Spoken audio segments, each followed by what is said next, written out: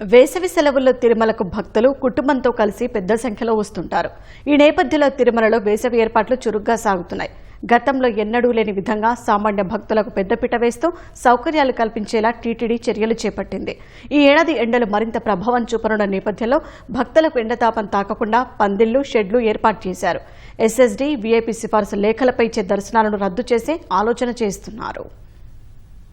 వేసవి అంటేనే తిరుమలలో ఓ ప్రత్యేకం. సెలవుల నేపథ్యంలో అధిక సంఖ్యలో దేశం నలుమూలల నుంచి భక్తులు వచ్చి తిరుమలేశ్వరుడిని దర్శించుకుంటారు. లక్షలాదిగా తరలి వచ్చే భక్తుల కోసం తిరుమల తిరుపతి దేవస్థానం ఏటా వేసవి సెలవుల్లో ప్రత్యేక ఏర్పాట్లు చేస్తోంది. ఈసారి సామాన్య భక్తులకు అధిక ప్రాధాన్యం ఇవ్వాలని సీఎం చంద్రబాబు ఆదేశించారు. ఎల్నినో ప్రభావంతో ఉష్ణోగ్రతలు అధిక శాతం ఉంటాయన్న అంచనాలు కూడా ఉన్నాయి. దీంతో భక్తుల కోసం టీటీడీ ఈవో ముద్దాడ రవిచంద్ర, అదనపు ఈవో వెంకయ్య చౌదరి ఈ ఏడాది విస్తృత ఏర్పాట్లకు చర్యలు తీసుకున్నారు.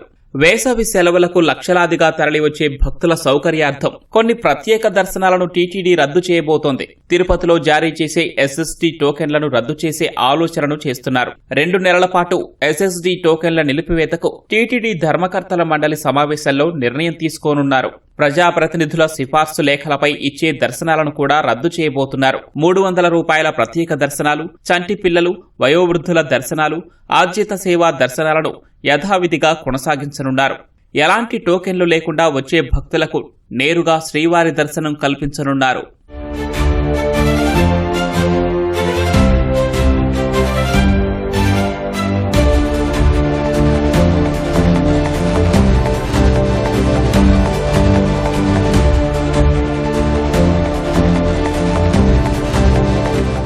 రెండు నెలల పాటు శ్రీవారి సర్వదర్శనానికి వచ్చే భక్తుల సౌకర్యార్థం టీటీడీ అధికారులు భారీగా ఇంజనీరింగ్ పనులు చేపట్టారు. ఆలయం మొదలు తిరుమల పరిసరాల ప్రాంతాలలో భక్తులకు ఎలాంటి ఇబ్బందులు లేకుండా జర్మన్ షెడ్లు, చలువ పందిళ్లను నిర్మిస్తున్నారు. ఔటర్ రింగులోని పాచికాలవ గంగమ్మ ఆలయం నుంచి బాటగంగమ్మ క్యూలైన్ వరకు జిగ్జాగ్ లైన్లతో పాటు షెడ్లను ఏర్పాటు చేశారు. పారిశుద్ధ్యంపై ప్రత్యేక శ్రద్ధ వహించిన టీటీడీ అక్కడే భక్తులకు మరుగుదొడ్లను తాత్కాలికంగా ఏర్పాటు చేసింది. ఆలయం నుంచి లడ్డూ విక్రయశాలకు వెళ్లే మార్గంలో గ్రీన్ మ్యాట్ తో కూడిన పందిళ్లు, కూల్ పెయింట్లు వేశారు. జర్మన్ షెడ్ల వద్ద సేద తీరుతున్న భక్తులకు జలప్రసాదం అనే పేరుతో క్యాన్ల ద్వారా శ్రీవారి సేవకులు నీటిని అందిస్తున్నారు.